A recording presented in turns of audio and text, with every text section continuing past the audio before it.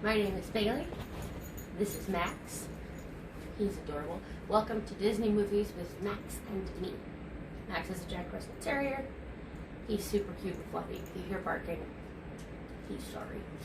So the first movie that I want to talk about today is a little known classic you may have heard of. It's called Sleeping Beauty. Sleeping Beauty, sorry, I'm a little sarcastic. Sleeping Beauty is one of my favorite Disney movies. I love Beauty and the Beast. I love The Green Mouse Detective. I love Robin Hood. But Sleeping Beauty is definitely a movie that holds a special place in my heart. And today I want to talk to you a little bit about why, if you haven't seen this, you really should go watch it again. It's delightful. This is the first VHS release of Sleeping Beauty. My copy's in the original shrink wrap, which makes me excited because I'm a nerd. But this is the original VHS release. Excuse me. So Sleeping Beauty actually comes out in a couple of different formats. There's a DVD release, a Blu-ray, a couple of VHSs. Before we get into the Disney movie, I wanted to talk a little bit about the original fairy tale. The original fairy tale comes in a couple of different versions. It pops up a lot in different cultures. The most famous one is written by the Grimm brothers. It's called Sleeping Beauty in the Woods. And that's basically the Disney version. Then there's the Charles Perrault version, which adds some additional stuff. And Sun, Moon, and Talia, which is the Italian version, and that's a whole other can of worms. So, basically the Grimms and the Perrauts start out with this king and queen have a daughter. They have this christening party, and always they either run out of plates or they forget to invite one of the magical people in the kingdom. Oops. And she is quite annoyed. So she shows up at the party and says, hey, you didn't invite me. So what is going to happen now is I'm going to curse your daughter. You're like, what? And she's like, yes. So when she turns 16, she's going to prick her finger on the spinning wheel and die. And everyone is horrified. But then the last fairy who was invited to the party says, okay, I haven't given my gift yet, so it's just going to be a deep sleep for 100 years. And then True Love's kiss will wake her up. And everyone's like, oh, phew. So the princess grows up in the castle. She's lovely. She's nice. And when she turns 16, she finds this hidden tower, which has this old lady spinning. Some stories she's the witch. Some stories she's not. It kind of depends on what you're reading. And she's like, what are you doing? And she's like, well, I'm spinning, because they've gotten rid of all the spinning wheels in the kingdom. And she pricks her finger and falls into a deep sleep. And the entire castle is also cursed. And then a forest of thorns go up around the castle, and nobody can get in. Then 100 years pass, and this prince is riding by, and he's like, I'm gonna try it. And he gets there, and the thorns just like part, because it's been 100 years. And he finds all the bodies of the people who've tried to get in before. So he gets in, finds the princess, kisses her, they live happily ever after. The end of the Grimms. Charles Perrault takes it a step further, where the prince then takes the beautiful princess home, he marries her, it's great and wonderful, but it turns out he has to go to war. He's a king now, because dad retires or dies. Again, it depends on which one you're reading, which adaptation you're reading. So he's now the king, so he has to go off and fight in this war, and he leaves his wife with his mother. Unfortunately, the queen of the kingdom is actually a cannibal ogre. And she's like, I don't want to be displaced, and also, I am hungry. So she decides she's going to cannibalize the princess. But luckily, the servants are very nice, and they save her. And they save the Sleeping Beauty. And then the prince comes home, and he's like, what are you doing? And his mother dies. Not exactly appropriate for a children's movie, but solid start. Now, Sun, Moon, and Talia is different. It starts out the same, but there's no forest of thorns. So at one point in time, this starts out the same. The only difference is that she gets a piece of flax stuck under her fingernail. It's a very specific curse. So that's why she's cursed. If she could just get that flax out from under her nail, she would wake up. So there's no thorns. She's sleeping in her tower. Her family is like, well, we're just gonna wait and someone will come and save her, and they mosey off. This king is riding by, and he's like, oh man, she's sure pretty. So he sleeps with her.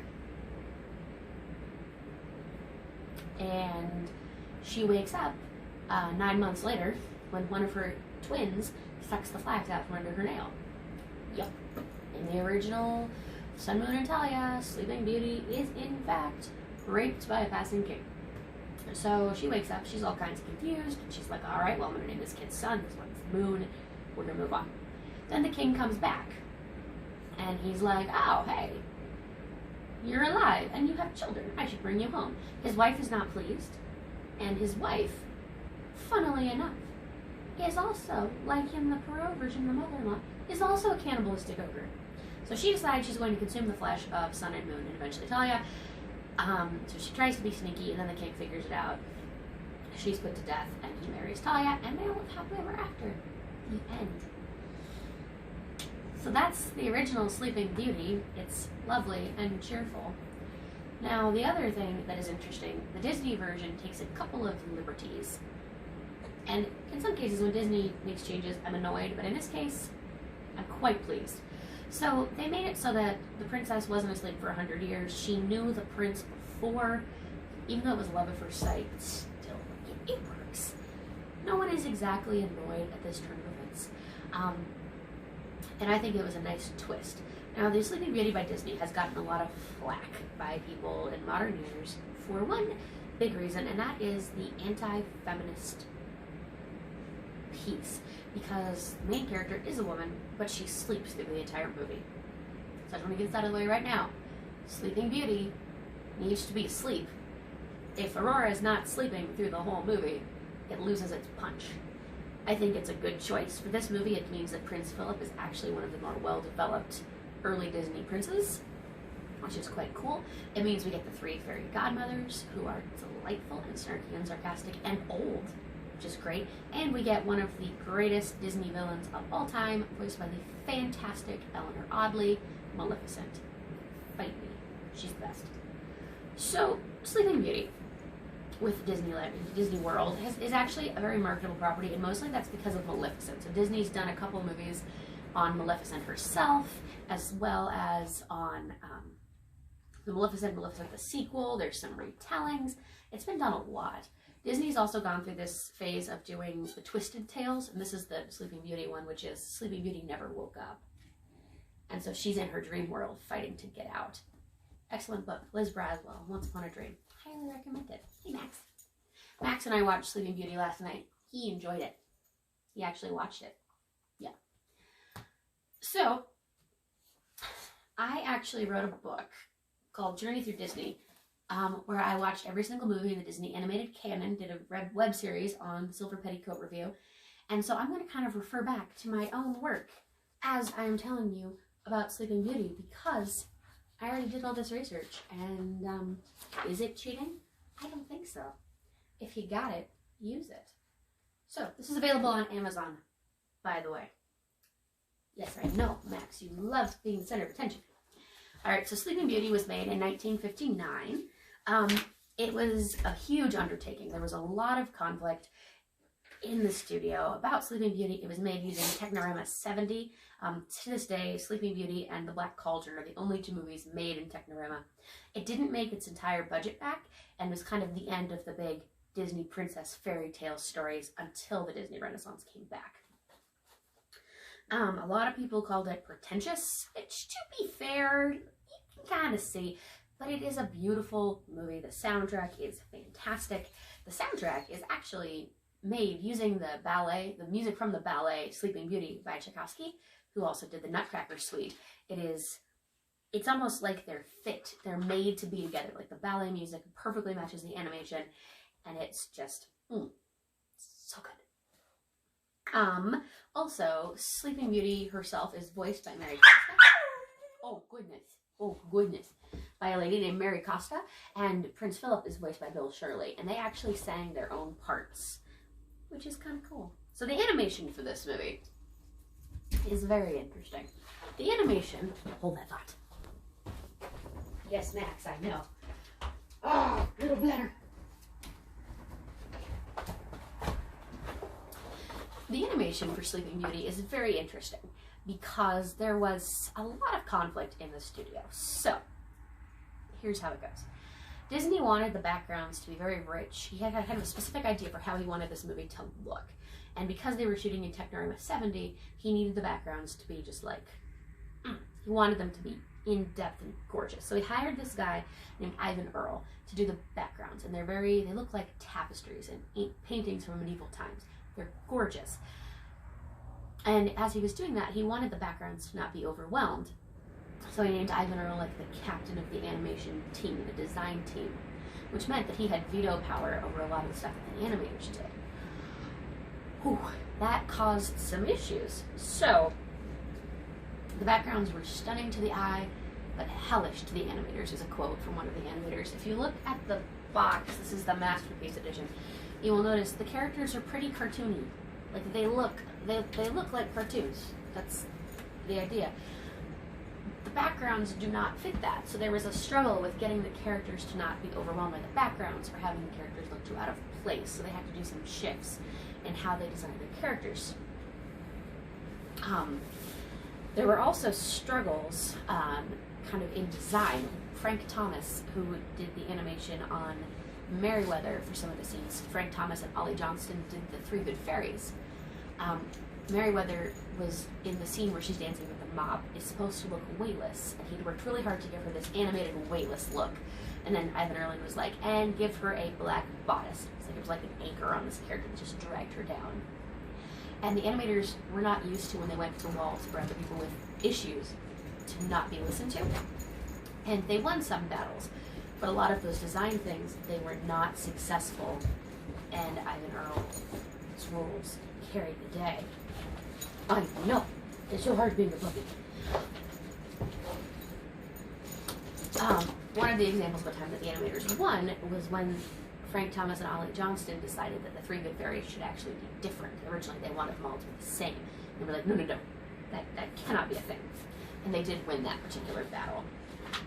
Some of my favorite animators are the Nine Old Men, and they were all involved in Sleeping Beauty except for Ward Kimball. So the Nine Old Men are Ward Kimball, Milt Kahl, Frank Thomas, Mark Davis, Ollie Johnston, John Lazenby,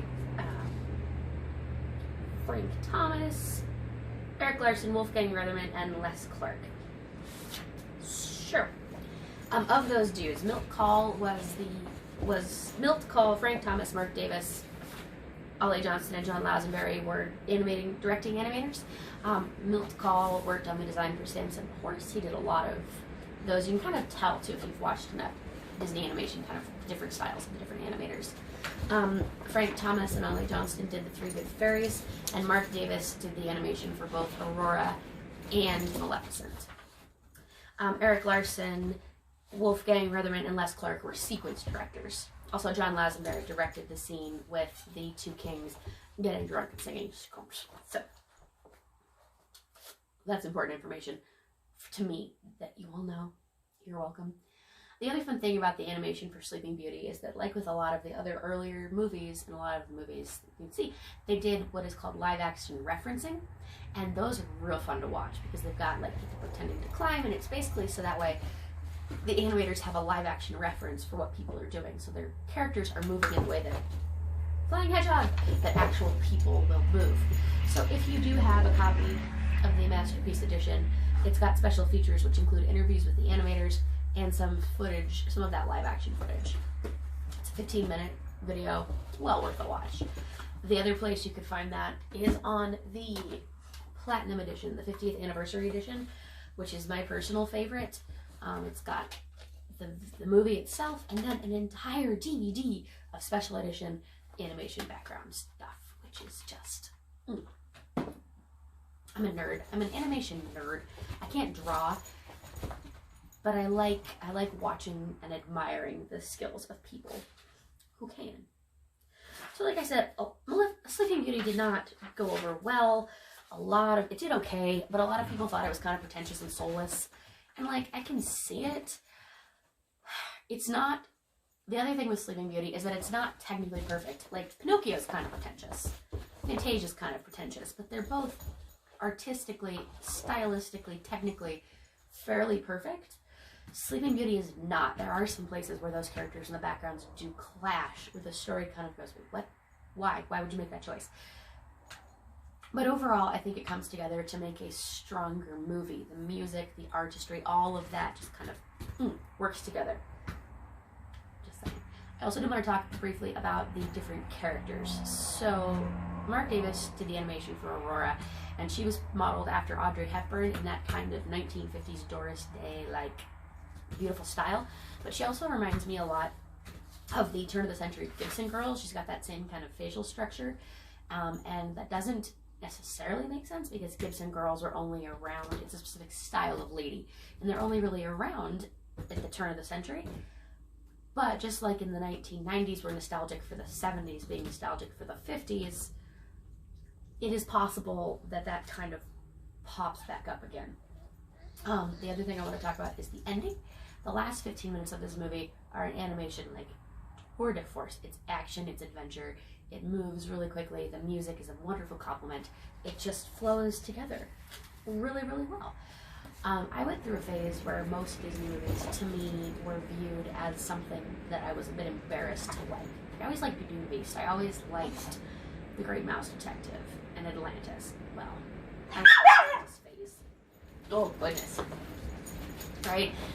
But despite the fact that I went through a phase where I was intensely embarrassed by Cinderella, I was never really embarrassed by Sleeping Beauty, because I think once I transitioned out of the little girl princess phase, I just went right into the looking for that animation art phase. So for me, this is a movie that's always stuck with me. It's always been one of my favorites. When I was very tiny, we had a copy that had been taped from The Wonderful World of Disney, because it hadn't been released on VHS yet. And the first tiny little bit was taped over by Ghostbusters. And so I remember as a kid, it would always start at the part where Merryweather was giving her gift. And I was like, well, what's happening? Why? Where's the shape of Marshmallow Man? When I finally saw a real copy of the movie, I was very confused because I wasn't used to seeing that opening. So the opening has always fascinated me just for that reason. But yeah, this was also the last Disney movie to be done with the hand-drawn, with using the ink and paint department. It was disbanded after this. The ink and paint department basically made the animators would draw the cells, and then there were people who would just paint out every single color. 101 Dalmatians would come next, and that would signal the beginning of the Xerox department. We'll probably get to 101 Dalmatians eventually. I'm going to stick with the classics for the first couples of these, so I'm probably going to go back either to Cinderella or Bambi, depending on my mood. So, this has been Disney Movies with Max and me. Thank you for indulging me in this silly little project. I love Disney movies. I love to share about them. Have a wonderful day.